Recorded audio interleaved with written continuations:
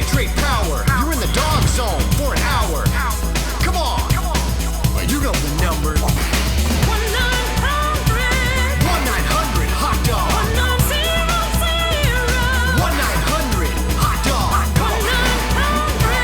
1-900 hot dog.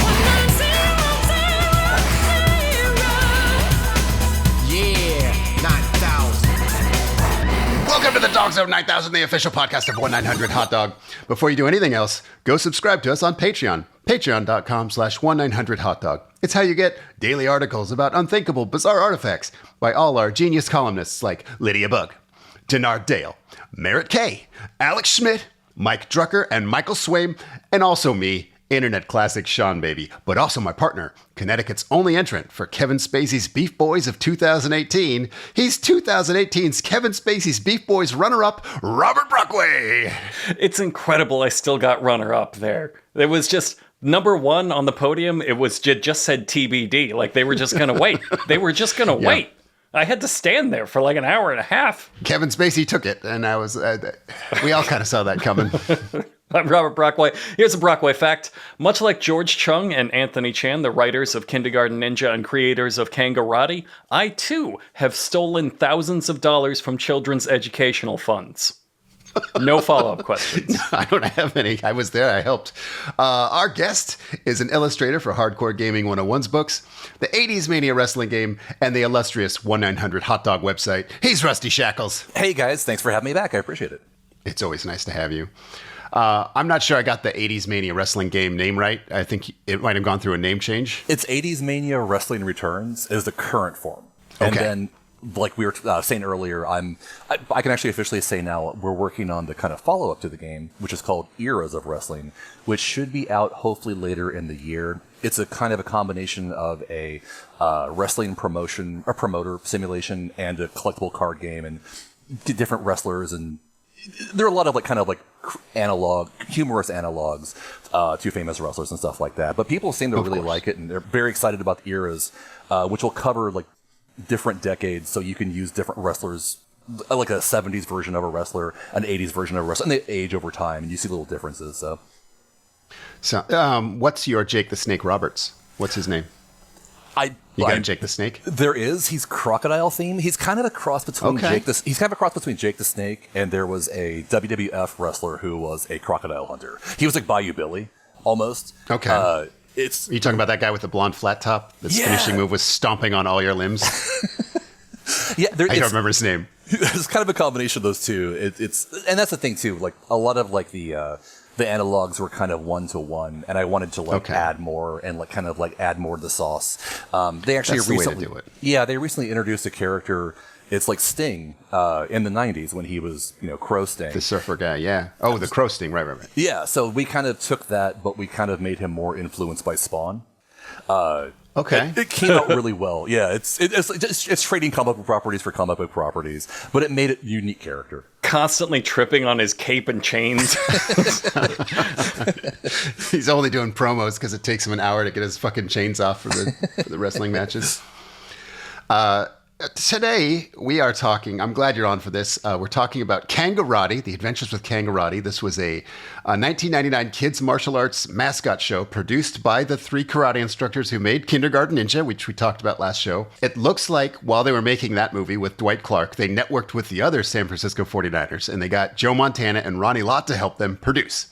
Or more likely, their wives, who star in this show as Miss Lisa and Miss Becky. It's also got Pat Morita in it because that's just what happens when you make a TV show with karate in it. In the 90s, yes. Yes, absolutely.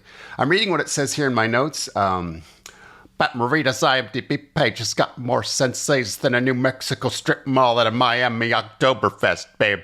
I don't fucking know what that means. Or I'll just keep reading. This is the director's only credit. I looked them up. They usually worked as a set designer. And I think that kind of comes through because the sets are these really sprawling and detailed things, but all the performers are making really wild and different acting choices. If someone told these 11-year-old kids, like, hey, man, play it however you want. You're the actor. I don't fucking know what's happening. It's I guess it's hard to explain how it's so weird. The people in this show are performing to no one. which is unsettling because on a kids show, most times the people in the puppets, they're looking right at you because the kids watching the TV are the audience. But here on Kangarati, the actors are being filmed from all these different angles. So it sort of feels like you snuck into a play rehearsal and everyone's screaming at nobody in different directions. It has the madman logic of a musical where suddenly everyone knows a song. But again, they seem to have no idea who would be watching this because there's no one in a crowd, but they're playing it theatrically to an empty room.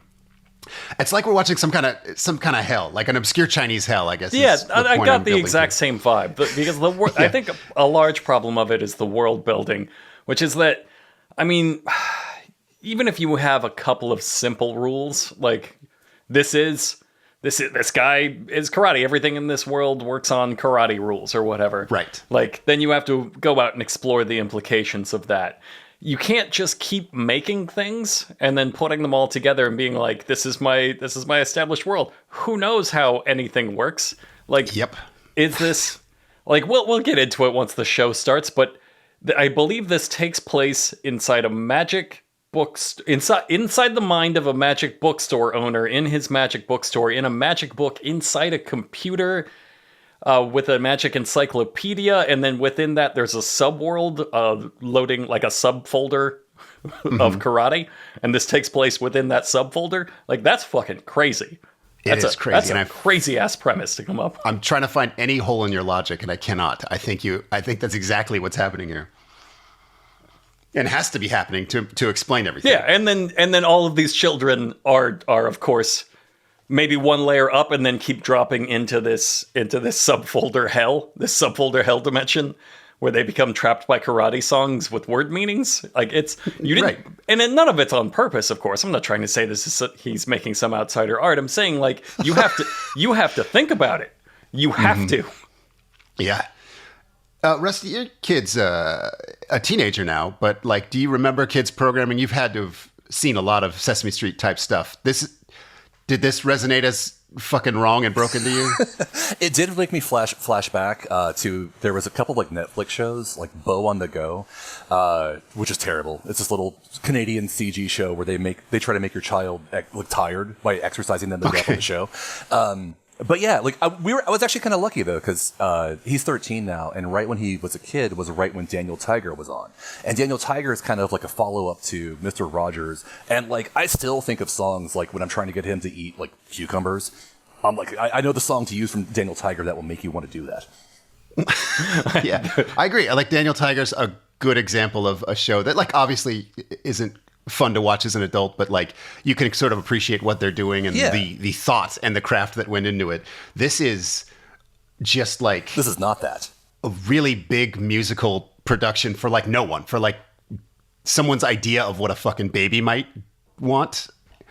I don't know. It's hard to find. There are VHS tapes made of it, but they're unavailable on Amazon. And my first search only turned up 2 episodes online, but after some digging, I did come across a YouTube channel that found 2 others, as if they were lost media. It was some furry guy doing a baby voice and wearing his dog sex head and his human clothes. And he was talking about how they tracked them down. So the kids' show about the muscling kangaroo man is largely forgotten, except by the most obvious community, who regard it with holy sanctity, because they think it was Yes. maybe at least this subset of furries think maybe it's the origin of furries or something. He started. Okay, let me preface this. You have to put the mic inside the furry head if you're gonna talk, because otherwise I can't understand a fucking word you're saying. He sounded a lot like Dr. Light in that Mega Man intro of the PlayStation game. Where he's I know what you're talking about. Yeah. But I think at one point he said, "I am not a furry," which is crazy because he was wearing a dog sex head.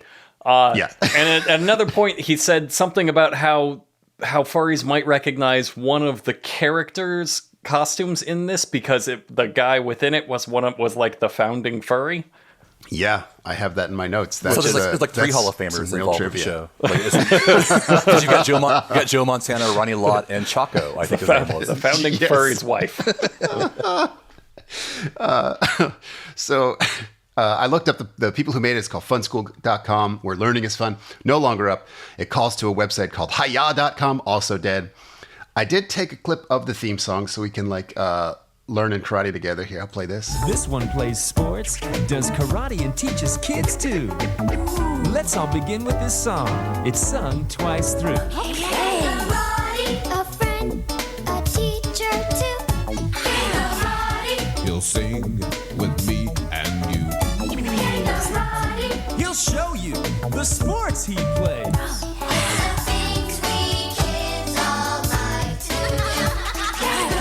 Okay, I'll just cut it off. They weren't lying about singing it twice. They do sing that again. Now I know that kicks ass, and you're thinking, how could this be bad? I'm telling you, that's all the production value went into that song, and the sets, and then nowhere else. It was just a fucking free for all. I kind of agree, but I do feel like all of the songs are kind of like that in that they're good, but just like devoid of any meaning or like joy. And then also they're all the prisons in which to trap children. All of the songs, yes. Well, and the singer of the song, of like the main guy, is the guy from Starship. Holy shit, for real? Yeah. So you're talking about songs that have no content or meaning. This is also the guy who sang "We Built This City." Yes. Okay, that's why I think it kicks ass. Okay, part of me was like, something about this kicks ass, but that can't be right. My marriage song was the song from Mannequin, so I'm familiar with this work. Yeah. This first episode I want to talk about is called "We Are Family." I swear to God, it opens like this. So is everybody ready for the family picnic today? I can't wait. Me neither. Okay, so one girl gets emotionally destroyed by the mention of the family picnic. She's just sitting down wanting to die. And then this happens around her. I'll bring barbecue chicken. I'll bring corn on the cob. I'll bring biscuits and gravy. I'll bring a slew of coleslaw. Talking about family picnic. Everybody's gonna be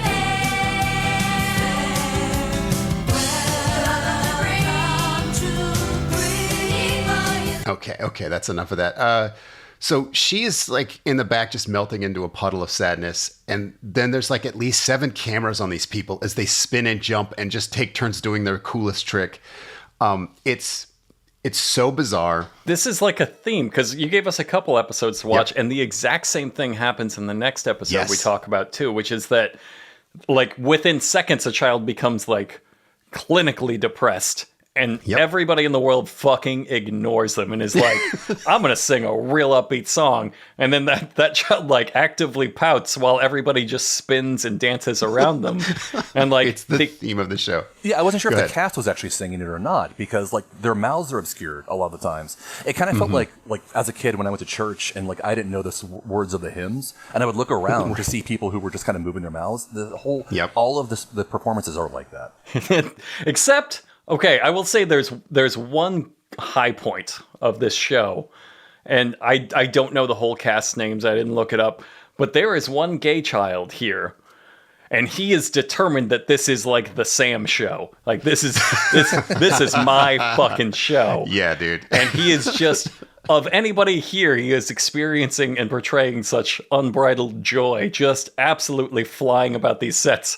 As everybody else struggles with their choreography, and he's just get on point, bitch.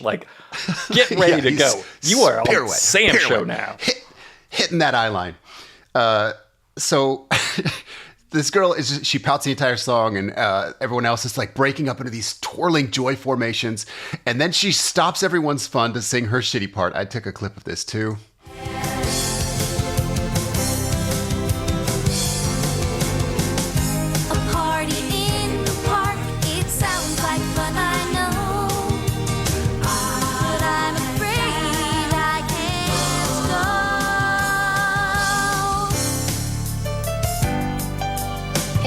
Are you coming to the family picnic? Not this year. My parents are away for the weekend on their anniversary. Hey, how about that lady? Who, Anna? Yeah. She's my aunt. She's not family. She's just Anna.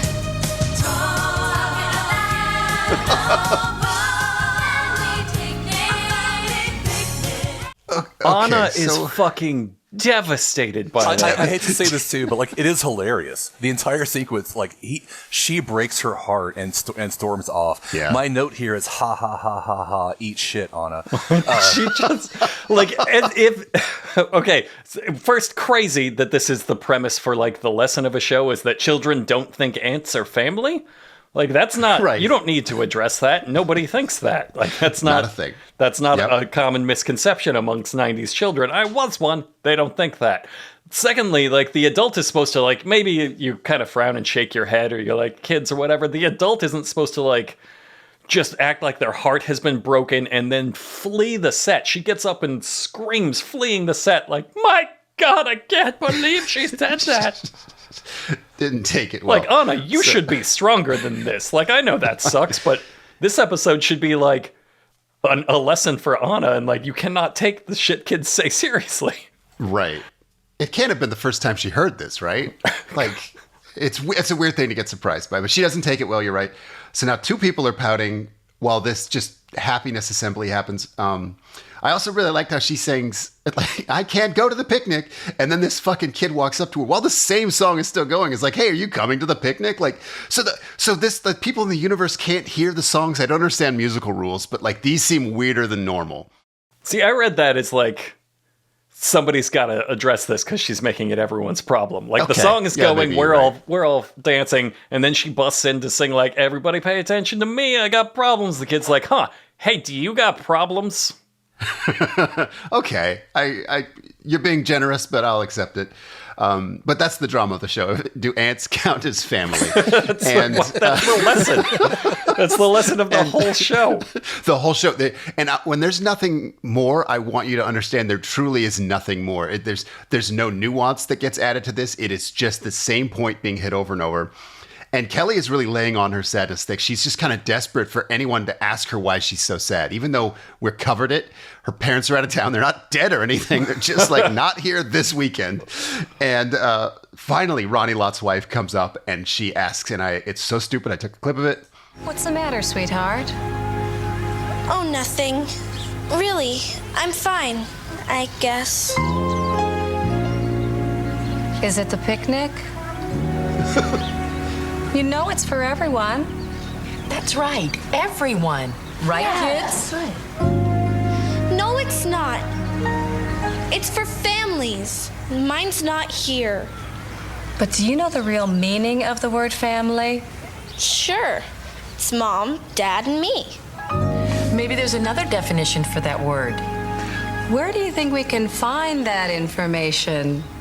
Uncle Pat's Bookstore. Come on, you guys. Okay. The stupid goddamn idiots. I love the rules of this world. Like, again, because you weren't careful with it, like we have to, because we got to use Pat Morita, of course. So Right. we always have to go there, and that it's to find a word, because they don't know the meanings of words unless he gives it to them. Like he's just information hoarding all of the words and their meanings in his little store. And if you're very nice, he will show you their meaning. And until then, you just don't know it. He's like a word billionaire, a corrupt word billionaire. I kind of felt too. I hate referring to her as Lot's wife because I'm not trying to make that joke, but I was kind of like, she asked a few questions in the show. I wrote a little note. I was like, is CTE sexually transmittable? That's a good joke. Because yeah, she has the look of someone who just got kicked by a donkey in the skull, like at all times. And it doesn't help that she's like, "What's family? Let's fucking go to a second location and ask someone with a dictionary. Is it Mom, Dad, and this specific girl? I don't think. Maybe. Anyway, I get this is for kids, but part of what makes good kids programming is they teach you things and with sort of like layers of understanding and ways to like apply this to your life. And this is just inconceivably stupid. A 3-year-old could have told Kelly the fucking answer to her questions. The Pat Morita sections are super weird. So we go to Pat Morita and he's looking through old memories with his like worm monster puppet. And they're also trying to define family. And Pat Morita was raised by a turtle. There's a drawing of him like with a penis. I maybe they meant for it to be a tail, but I'm like, well, that's a turtle penis. That looks like a turtle penis, yeah. Yeah. And but he's like, he wasn't family. So there's kind of wrestling with the same issue. Like, what if it's not mom and dad? Does it really count as family? Again, very, very stupid. His character is fucking so crazy here. And maybe I missed some establishing pattern for this, but I think it's racism in a very weird direction. I have that. Yes. It will go to his thoughts, like, and his thoughts will all be in like very Eastern coded poetry. Yeah. Like he can only think in rhymes, but then he opens his mouth and just says normal words. So it's like, is that how his thoughts are because he's a foreign person? In the next episode you gave us, we do meet. Or maybe it's this episode. Later, we meet a monkey who is also supposed to be from Japan and also thinks in poetry. So yes, they made it a racial thing that everyone from Japan thinks in like haiku-coded thoughts. And then when they open their mouths, they just speak English. Like, yeah, it's racist, but it's insane enough that you can't be offended by it because that's just madness. Oh, that's like the fact that like it's Pat. It's not like a special Uncle Pat. It's Pat Morita because he references his resume a few times. He references. Yeah. He says he's related to Mr. Miyagi in this section, implying this fucking freak show takes place in the same universe as Karate Kid. Like Ralph Macchio could just what is revenge, and he has to go to Pat Morita's uncle and be like, I gotta jump into the revenge computer to find out the meaning of that word so I can get it. I think of all the weird things in the show, one of the weirdest is how all the kids come in and they just sit silently while he thinks a poem, like just staring at them, thinking this poem in voiceover, while they all just patiently wait for it to happen. And so it's just fucking weird and unsettling. It's because they imply it's sort of like the spell. Like he's also a magical character because he's the only one that can like open the computer to like send them to other places. So like the spell has to take place in his mind first, in his magical bookstore, on his magical laptop, running a magical program, which is a magical thesaurus, I guess? Dictionary, maybe? Guess. It's like a dictionary because they know Matrix. They know one meaning, so I guess I don't know. But then there's something about karate we'll eventually get to. Right. He does the thing that, he talks about his uncle, and one of them is Miyagi, and then there was another one, didn't catch his name, because he's doing a real thick accent. He does an impersonation of him for, I don't know, you see this a lot, where an Asian comic will do an impersonation of their parents for a cheap laugh from the white audience, and so I was like, I don't know, but then the fact that the next episode we watch, he did a really racial impersonation of Red Fox, I'm like, is that his bit? Is that he just, I don't know, man, it's fucking weird. Anyway, he does say to Kelly, they're my family because they're my uncles. You're a fucking idiot. And it makes Kelly really sad. So now he pulls out his laptop, sucks them into the magical land of Hayar, and they fly on a microchip. They all have like birthday samurai outfits is how I described it. I don't know if anyone can top that, but they play a song here very much not about getting sucked into a computer. It gets out of control fast. I took a clip of this song. Put on a smile, let's welcome every boy and girl. And we'll go running, running, running, running, running round the world. We'll go running. There's a song in the air, so come on, give your heart a twirl. And we'll go running, running, running, running, running round the world. We'll go running, running. There's a song in the air, so come on, give your heart a twirl. Then gong. So that entire song is climax, I guess is how you would describe that. Kelly is still pouting the entire time, by the way, while that fucking joyful song is playing. She's like, oh, God damn it. The fucking parents are out of town. And Absolutely everything in you that has any idea of like inherent storytelling logic is like, okay, so we're going into the computer. This is going to be like Reboot or Tron or something. Sure. Or like, at best, like, is this like a computerized bookstore? One thing you're not prepared for them to land in is unrelated to any of that it's a karate dinosaur universe. It's kind of like if you ask an AI to make like Furry Kunlun. Yes. That's where you would end up. Yeah, with I bizarre don't like a furry named Iron Fist at all. I don't know. I think I'm just frustrated because there's no stakes at all. Like, their parents are just fucking on vacation. Joe Montana's wife already said, hey, you can come to the fucking picnic. Yeah, it's for everyone. No, it's not. Yeah, it is. I run the picnic. Yeah. I said so. You could come to the picnic, idiot. Kangarati's there doing sweet moves for a snake puppet, and Kelly just like struts past him like, oh, gee, nobody asked me why I'm sad, I guess. Oh, fucking... Anyway, it leads into a new song that is incredible. I have a clip of that one, too. Hi, Bontu. What's the matter, Kelly? She's sad because she can't go to the family picnic. She doesn't want to go. I want to go, but I don't have my family here. Kelly, do you know what a family is? Sure. It's Mom, Dad, and me. That's true, but there are many other kinds of families. I don't understand. Some families have a mother and a father and a sister and a brother and a dog and a cat. Some families have only one parent, and some don't even have that. Okay. Now you get it, right, Kelly? Some people's parents are fucking dead, Kelly. Yes. How much you think about that? So she's like, the snake's like, hey, I was raised by my sisters, and Kelly still doesn't get it. She's like, you don't have a mom or a dad? That's all the dialogue we get before they start another song. They immediately kick in with We Are Family. I didn't take a clip of this, like you've heard that song. But the snake can really sing. Like, I looked her up. She was in the band Sylvester. You probably know the song, Do You Wanna Funk? Anyway, like, she's a good reminder that aside from the insanity, the show isn't incompetent. Like, it looks expensive, and you could sort of really feel the lost childhoods when the kids start acting and dancing. It was straight up on PBS. Like, this was an officially run show. It wasn't, right.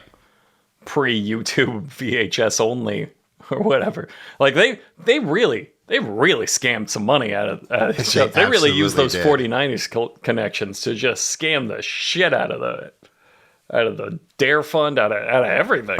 I mean, I straight up admire it.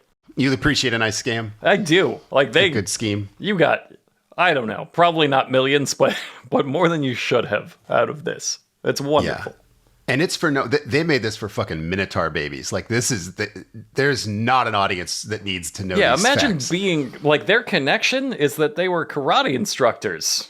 That had one of the 49ers happened to take a lesson from them, and like Anthony Chan pulled George Chung over, and it was like, we can fucking spin this into $1 million if you just look. It's gonna seem crazy. It's gonna end at like at Pat Morita and a karate dinosaur. I know you don't see the path to get there, but I do. We can make this happen. How do they not have like, you got to think that Joe Montana gets this all day. Like, Joe Montana just meets some guy in a restaurant. And they're like, hey, I got a movie I'm trying to finance, Joe Montana. Like, how does he let the fucking karate guys like get $20 million? They didn't get him. It got his wife. It got his wife. Yeah. Yeah. That's maybe worse. But anyway, one thing I've learned to recognize as a parent is desperate slop masquerading as kids' entertainment. And this is that. This is really polished nothingness. You could leave your kid in front of it, but only if they were an asshole and you hated them. It is fucking trash. And I was thinking, Kangarati has the appeal of like a late 32-bit era mascot from a game. Mm-hmm. Like, he's just a very basic character. Like, there's no real pizzazz. And I was kind of thinking, I was like, was this like a post like Ninja Turtles boom leftover costume? Like, did they actually make like a preteen 30 gene Kung Fu Kangaroo costume, and this just happens to be it? But it's just, there's nothing appealing about him at all. Well, you say that, but it clearly the furry community that desperately looked for it felt differently. He is kind of fuckable coded, maybe. I don't know. He's important to furry history. It belongs in a museum. After the song, they cut to a karate flashback where Kangarati's talking to that, like, you said it was a monkey, but I had Yeti Goblin. I didn't know what this thing was supposed to be. It's supposed to be Japanese. Okay, yeah, that I caught. Whatever it was, I caught that it was racial. the puppet says like, hey, you're like my son because I love you and I teach you karate. And then Kelly like shuts his story up. She's like, what the fuck? He called you his son, but he's not your father. Like she still doesn't get the very, very simple lesson. So her brain holds one definition for family. It's the two people who abandon you before a picnic and nothing else. Now she has to be bound in the magical helmet to re-experience her mistakes. Yes, there's a fucking magic helmet. So many things. What is it? There's a magic helmet in the magic bookstore laptop. keeper's magic bookstore computer, which contains a subfolder of dinosaur karate, and within that subfolder there's a magic helmet which contains its own world where you learn about your mistakes. Fucking madness. Yeah. Just all the way madness. This is an existence inside a scene elsewhere, inside a matrix. Inside an Inception? There's an Inception thing going on. So, God, where are we? Inside a reboot? Inside a never-ending story? All right, I'll stop. He does. Kangarati sings another song. There's a song like every 25 seconds. He's doing karate the whole time, and it's just kind of an empty mockery of learning. I kept thinking they were going to start talking about God because you don't usually see this kind of soulless flailing in secular entertainment. Like this is about nothing, and I don't know. It feels very Christian coded to me. Yeah, but it's so much higher difficulty to grift the secular world to do this garbage. Yeah, that's why you're thinking this feels Christian, is because normally they're the chumps that you can grift. Like you can grift this show out of the Christ people. But to do it to Dare, to do it to PBS, like that's skill, baby. Yeah, because that's the thing about like to do it to the 49ers. Christian programming is they have their own thing that they think they get how the world works. But if you like do a regular program, you would call like someone who works in education, say like, I don't know, are any of these songs anything? And they say, no, you fucking dickhead. You need to teach children things. Or, have it relate to them. Anyway, they leave for the real world. And now that the dumbest kid in the group has heard that family is more than two people from an 11th source, they're like, I guess we're done here. They zip past the White House, and there's this whole song going on about peace, which felt like a Christian song. So finally, I'm like, maybe this really is. They come in on Pat Morita getting painted by the bookworm monster. He's in a toga and a clown nose. This is definitely a sex thing, right? Yeah, this is some pervert shit. Okay. And they respond like it. There's just like kind of a long silence, and they're like, okay, we're going to go. Yeah. We shouldn't have seen that. Fucked up. And they cut off too. Like the scene ends abruptly. Like, hey, come look at the painting I did. And they just get like, pan maybe 10% down. They're like, cut, get out of there before we see his dick. They go off to Ronnie Lott and Joe Montana's wives. And then they recap the whole episode. We're done. Like the one thing we didn't learn, because it's fucking nothing and no one could not know it. They recap that, and it's mostly songs. I don't even know. She pulls Anna in to be like, we're family after all. I am astonished she didn't find Anna just swinging from the rafters in there. Yeah, that would have been amazing. I think the real lesson of the show should have been, how about you don't waste my time with food? Like, I made this whole meal. Like, the gravy would have broken by now while you're off dicking around in some computer world. Come on, that's just rude. That would be quite a lesson. Just what happens when you emotionally abuse your aunt, and then like all she has is her gravy. She's like, don't fuck around when dinner's ready. Is the ultimate lesson. Exactly. I did take a clip of this finale that made me laugh. Hey everyone, this is my Auntie Anna. She's the one who takes care of me while my parents are away. Anna, I want to go to the picnic today. Oh, honey, I'm sorry, but I don't think your parents are going to be back in time. Because I guess I'm not really your family, am I, bitch? You have to say it. Yeah, so she got left here on Earth thinking that Kelly disowned her. But it doesn't really end like that. Like Kelly says, you're a big part of my family, is the quote. She doesn't say you are family, so she's still not quite getting it. At least not as much as all these fucking people tried to get her to. Like, they traveled to another universe to help teach her a lesson, and she didn't take it. And then the wives of these NFL legends, they lead a song about smiles and joy, and it's fucking trash. It's about what we learned today, which again is nothing. And you I don't know. You can't sing along to it later, I guess, is another frustrating thing. Like, part of the song is stopping to ask Kelly what she learned in this specific episode of the Karate Kangaroo show. So you can't like put this on in the car with your kid with you. You know what I mean? Because it's so specifically for this garbage show. Again, I don't know the rules of this universe, but as they sing, everyone fills the place and the picnic happens. So I guess like a day has passed while they sang this one song. Maybe it doesn't bother other people, but to me, I kind of just want to know how the universe works. You want a little closure from this? Yeah. For this episode? Yeah, sure. Well, we did watch a second episode called Try to Remember. And as I mentioned earlier, this was found and uploaded by the furry community. Because again, the only possible thing you could take from the last episode is maybe that kangaroo monster is a sexual option. I don't know. So I guess let's talk about this furry guy a little bit. We mentioned him. He's in his bedroom, struggling a bit to describe the show. Some of the facts that he gives don't match up with my research. And also he doesn't have a mic, as you mentioned, inside his dog sex hat. So it's a lot of confused, muffled sounds. And this may or may not be true, but he does claim that one of the animal mascots in this episode was played by an actual furry. Which means on top of everything else that's crazy about this kids show, one of the adult actors had a boner the whole time. That's the least fun of all the facts, I would say. And then he says, like, today we're going to discuss lost media. And I just had to reflect, like, is this us? Is this, yeah, is this what we look like to the outside world? Yes. I think we're the Pat Morita bookstore and this furry guy is Pat Morita's laptop. And then but somewhere in there, there's an existence that is it's a never-ending story leading to an even... Yeah, I'm fine with that. I'm not. You just want to be as high up on the matrix as yeah, possible. I want to be higher. I'm the Pat Morita brain poetry at worst. This is actually what I first started watching. Like when you sent me we came across the information. I was like, oh God, I don't want to watch just this guy in his room for like 2 hours. But it was a little better watching Kangarati. So take that with a grain of salt, I guess. This episode is unquestionably one of the darkest pieces of media I have 100%. ever seen. Yeah, it's purely accidental, but it paints just such a clear picture of an inescapable hell dimension that traps children forever. And it starts exactly the way the other one did. Everyone is singing a super wild, happy song, except one of the kids is very sad. They're singing about going to the zoo, but she's sad. And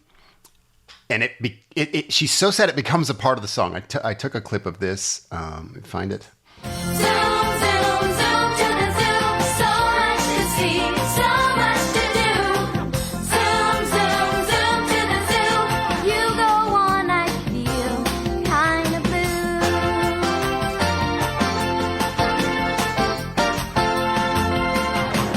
You look like you're pretty sad.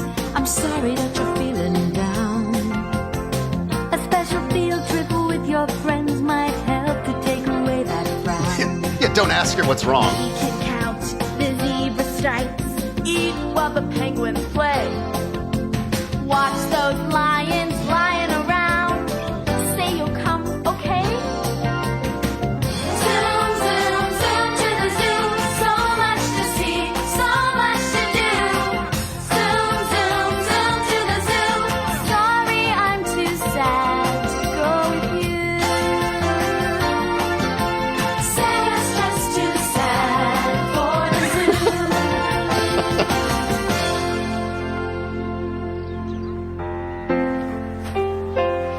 What's the matter, Sarah? It's my dog Shamrock. He died yesterday. I swear to God, this will be in my head for the rest of my life. Sarah's just too sad for the zoo. Maybe. Oh shit! We shouldn't have sung that song about how animals will cheer her up, huh? Oh, we really fucked up, didn't we? I wasn't expecting. The last girl said her parents couldn't come to a picnic. I didn't think you'd have a real problem. Jesus. Joe Montana's wife is like hovering behind them and comes over. She's like, "Hi, I just heard about your dog." Like, yeah, you're fucking listening behind me. Maybe you shouldn't have started the song about it, huh? Baby. So funny. It's so funny. But I guess the standard operating procedure for Kangarati is someone has a problem and then they look up a single word on Pat Morita's computer, but dead dog is 2 words, so they're like stumped. And I'm not kidding. She says, hold on. She says, okay, go ahead. Do you have the clip that says, I don't think a word will help this time, Miss Becky. Thanks. I think I do. Let's play what I have. Makes me really sad. Maybe there's a very special word that could help you with your feelings. I don't think a word could help this time, Miss Becky. Thanks. Sarah, just try. I think we can think of a word that makes us feel better when we lose someone we love. Cocaine. This is a tough one. I give up. Then you're just gonna have to search for it. See you later, kids. Good luck. Sarah, I hope you can find something that can help you feel better. Thanks.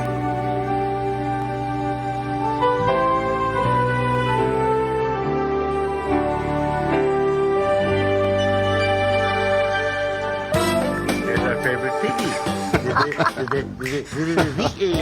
That's all, folks. He was so funny. And Fred and Lamont. I cut it off before the Red Fox impersonation. Before hip hop Pat Morita does black scent to a Fraggle. Yes. Because I love this. That's a really good way to describe what happens. I thought this was funny because they're trying to shoehorn this problem into the show structure and just failing. Like, it's a dead dog. There's ways to handle that. Like, you comfort someone, you whatever. But they're like, just no, there's got to mourn. be a word, right? There must be one word you can look up that fixes your dead dog problem, right? Like, what? No. What? Oblivion? But they give up. Is oblivion the word? Yeah. They've given up. They maybe there's a word that'll fix it, but they don't know it. Anyway, we got a charity mud wrestling event to judge with Dan Marino and Refrigerator Perry's wives, so you fucking go off with Pat Morita. We'll fucking... Yeah, it really comes across as like, yikes, that one's a little out of my league, kid. Yeah. You're on your own for this one. They do the thing where they sit silently while Pat Morita thinks a poem to himself. The magical word he comes up with is remember, which is kind of a twist. Like I would have thought grief or mourning or something, but no, remember. And they look up remember and they ride the microchip to high yar. I took a clip of this theme song. They have a different theme song this season, and it's really something. Memories of love you'll remember from afar. In the magical kingdom we call Hiya.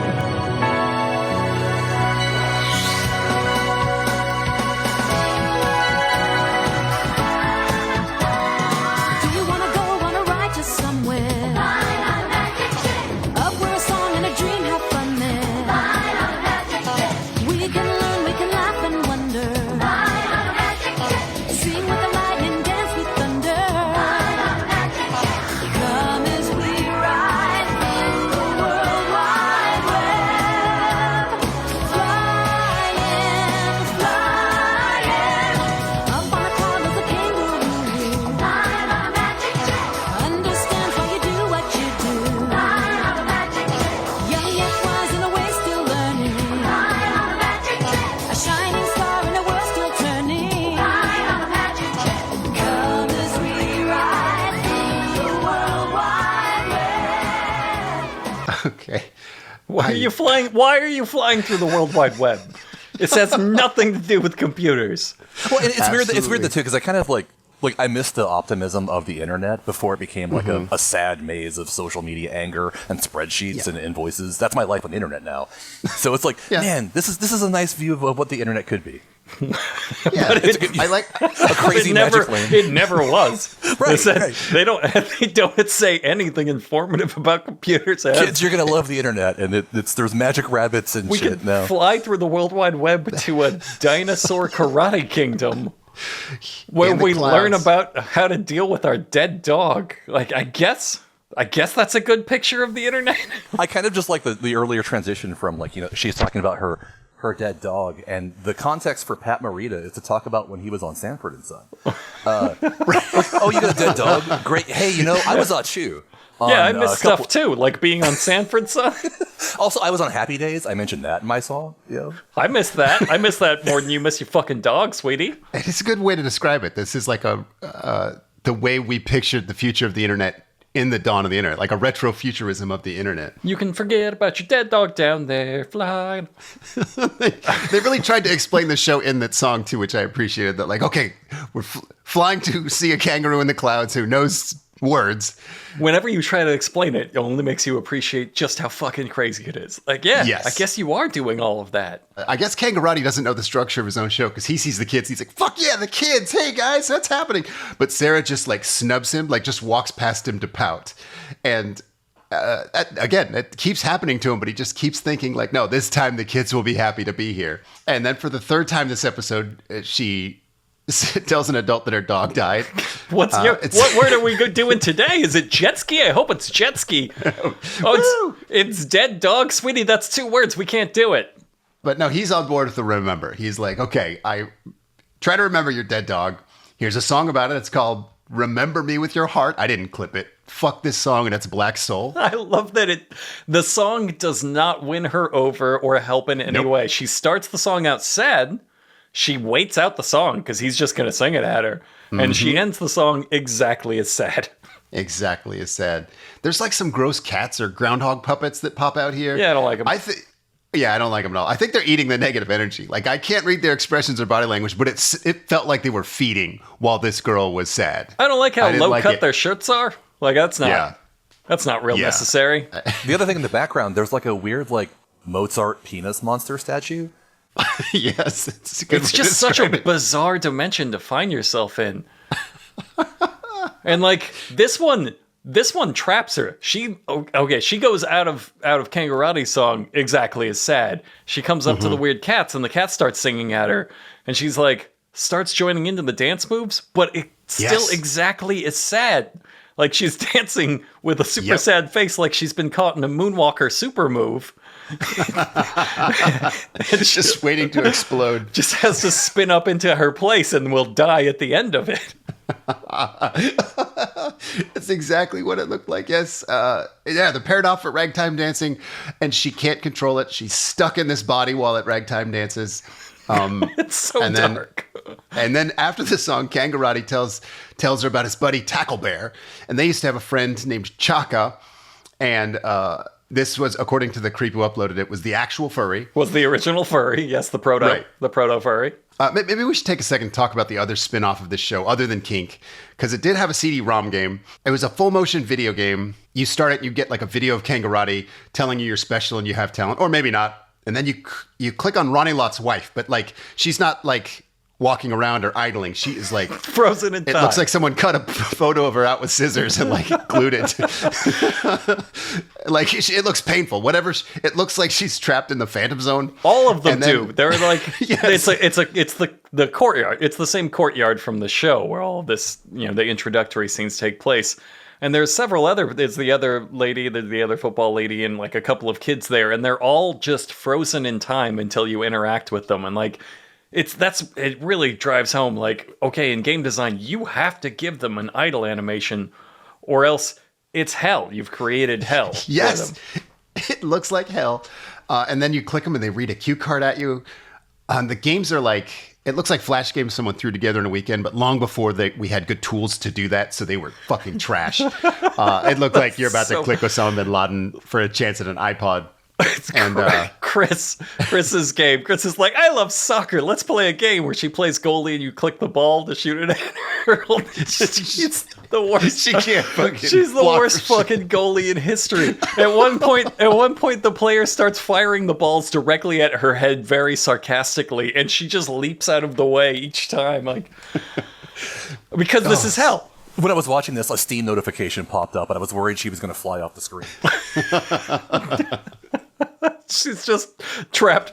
I love soccer, yes, and you will perform terribly in soccer for the rest of eternity. Well, and then she's the one who says, let's go to Uncle Pat's bookstore. I'm like, we're going to end up in an Arby's or something. They all do. She doesn't know where she's going. I don't trust the person who misses that many goals. They all do. All the kids say we're going to go to Pat Morita's bookstore. Like Jen is the girl with the little painting mini game that apparently only allows you to fill in everything black. Like it was the Mozart penis monster. It was the Mozart penis monster, and you can only color it black, as though she's trying to communicate with you in the only means that she has of like you have come to a black dimension. Delete me, please. And all the kids beg you to go to Pat Morita's bookstore, where words are kept, where words like help or escape or suicide are kept. But it's the one destination the walkthrough does not go to. It just goes to credits. Yep. There is a jukebox that plays like video clips from the show, but the songs from the show are so specific to the show, like I mentioned. So, like, I guess what I'm saying is you can't play a song about Sarah's dead dog, like you can't pop it in while you're working out, is my point. It's got a beat. I just wanted you guys to know that exists. It's also very hard to find. I don't think it was a successful game. We're back to the show where we were in my notes. They're flashing back.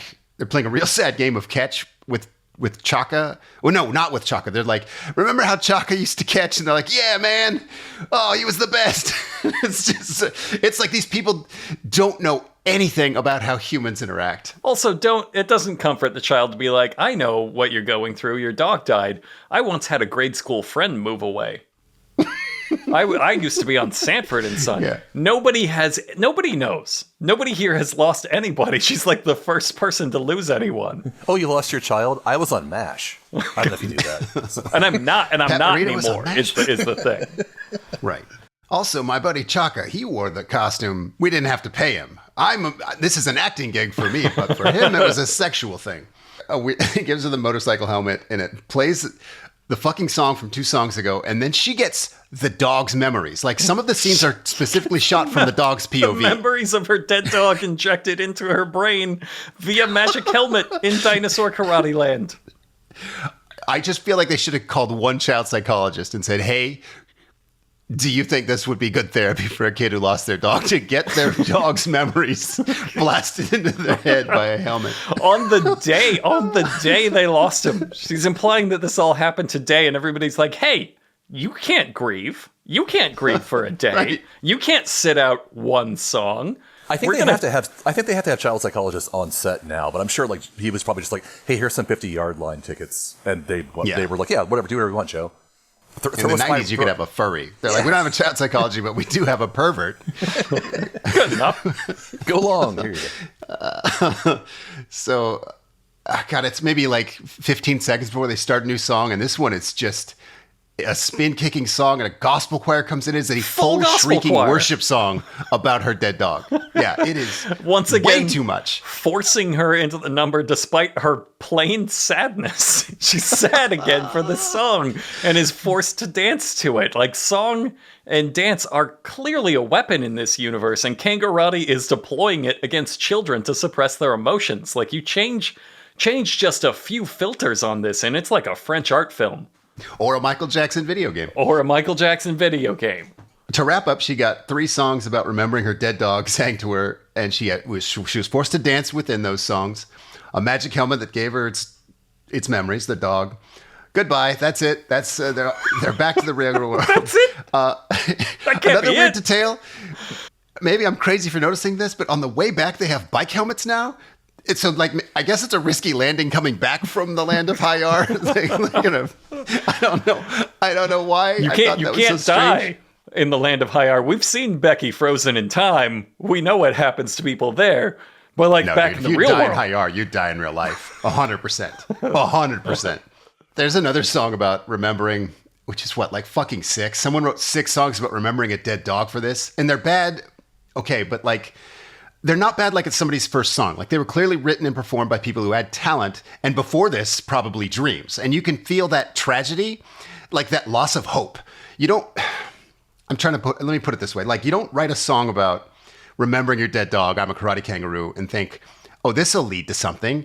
I'm at the start of a wonderful career. No, it's fucking over. You make things like this now, and then someday you don't, and then you die. Like, that's the message you get from these songs. I don't know. I'm happy with how I put that. That's how I want to put it. Within the fiction of this universe, the ultimate message is it's wrong to grieve even for a second. Because like as soon as they teleport in, Pat says, "Are you all better now?" Like there was something wrong with her for grieving her dead dog on the day that it died. She has to she has to sing the solo in the next song. She gets moonwalkered into a solo about how she was wrong to grieve for a day. But half of her mind is now a dog, so she's just eating food out of the trash. Like, who am I? Who am I? And that's how we got the first furry. Einstein, 100, Frankfurt. Einstein, 100, Frankfurt.